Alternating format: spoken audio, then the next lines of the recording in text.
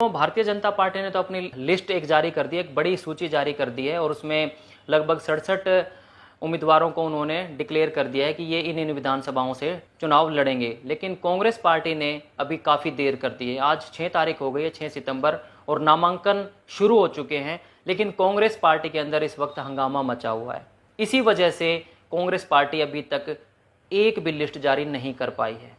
वैसे काफ़ी सारी फेक लिस्ट सोशल मीडिया पर आई हुई हैं, लेकिन जो विधिवत रूप से जो एक्चुअल जो कांग्रेस पार्टी की जो लिस्ट है वो अभी तक नहीं आई है। उसका कारण ये है कि कोर कमेटी ऑफ कांग्रेस यानी CWC की कोर वर्कर कमेटी की मीटिंग दिल्ली के अंदर हो रही थी।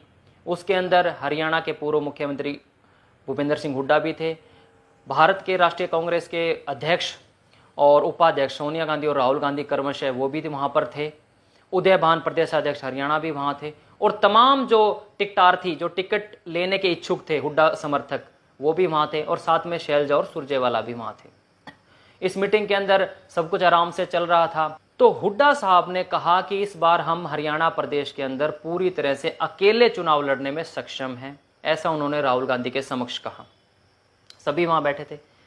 लेकिन जैसे ही उन्होंने ये बात कही तो राहुल गांधी जी ने कहा कि we can do alliance with Aam Aadmi party, यानी हम आम आदमी पार्टी के साथ लोकसभा की तरह अलायंस कर सकते हैं, गठबंधन कर सकते हैं। लेकिन हुड्डा साहब गठबंधन के हक में नहीं थे और इसी मामले को लेकर के वहां पर हंगामा हो गया और हुड्डा साहब और राहुल गांधी जी के बीच तीखी नोकझोंक हुई, तीखी क्रियाएं हुई, एक्शन रिएक्शन काफ़ी हुआ।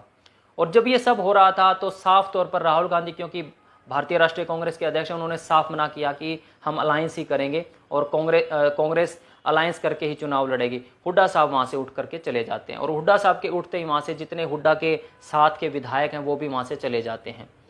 और इसी बीच फिर जब हुड्डा साहब वहाँ से चले गए तो मीटिंग की अध्यक्षता करी दीपक बाबरिया जी ने, और दीपक बाबरिया जी ने तुरंत जो है वहाँ पर बुलाया आम आदमी पार्टी के राघव चड्ढा जी को, और राघव चड्ढा के साथ उन्होंने किस किस हल्के में कहाँ पर 6-1 का फॉर्मूला अपनाना है या 5-2 का या कैसे करना है, वो टिकटों की बातचीत हुई। लेकिन इसी बीच इस पूरे मामले में जब बाहर निकले हुड्डा समर्थक तो उन्होंने होर्डिंग की, नारेबाजी की और ये कहा कि हुड्डा साहब अब आपको नई पार्टी बना लेनी चाहिए, क्योंकि जब कोई बड़ा नेता होता है अपने छोटे समर्थकों से या अपने विधायकों से पूछता जरूर है। तो उन्होंने कहा अपने प्रिय नेता हुड्डा को कि आपको अलग से जो है पार्टी बना लेनी चाहिए और बहुत जल्दी घोषणा भी करेंगे, ऐसा उनके वर्कर्स कह रहे थे मीडिया के समक्ष, और आम आदमी के साथ गठबंधन करने पर नाराज चल रहे थे। और जब कांग्रेस आला कमान ने हुड्डा साहब को चारों खाने चित कर दिया तो शैलजा और सुरजेवाला में काफ़ी खुशी की लहर हुई, और उससे भी ज़्यादा हुई भारतीय जनता पार्टी के अंदर, क्योंकि वो तो बिल्कुल ही अलग हो गई पार्टी। हालांकि गुटबाजी तो कांग्रेस के अंदर भी है, लेकिन इसका बेनिफिट ज़्यादा तो उसको मिलेगा जो दूसरी पार्टी है। वो दूसरी कौन है? सत्तारूढ़ पार्टी है, सेंटर में भी स्टेट में, वो है भारतीय जनता पार्टी। भारतीय जनता पार्टी ने इस मौके का फ़ायदा उठाया और इसको खास तौर पर कहा कि अगर ये गठबंधन करके भी लड़ते हैं तो ये भारत के या फिर हरियाणा के लोगों के लिए एक तरह से ठगबंधन होगा, और ये वैसा ही करेंगे जैसे आज तक करते आए हैं। इसी बीच दिल्ली में जो गठबंधन करते हुए जो चुनाव में बेहतर स्थिति आ जाए, इसको लेकर के राहुल गांधी गठबंधन के पक्ष में थे। वो क्यों गठबंधन करना चाह रहे थे? क्योंकि दिल्ली में भी आने वाले समय में विधानसभा के चुनाव हैं।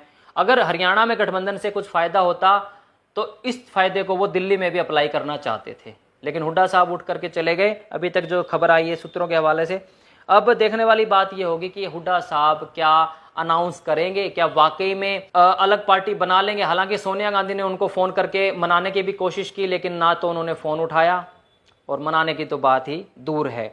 अब ये जो फॉर्मूले अपनाए जा रहे हैं सीटों को बांटने के, इस बार बड़ा ही रोमांच रहने वाला है हरियाणा असेंबली के इलेक्शन, क्योंकि आज या शाम तक या कल तक शायद सारी की सारी लिस्ट रिलीज कर दी जाए कांग्रेस पार्टी के द्वारा।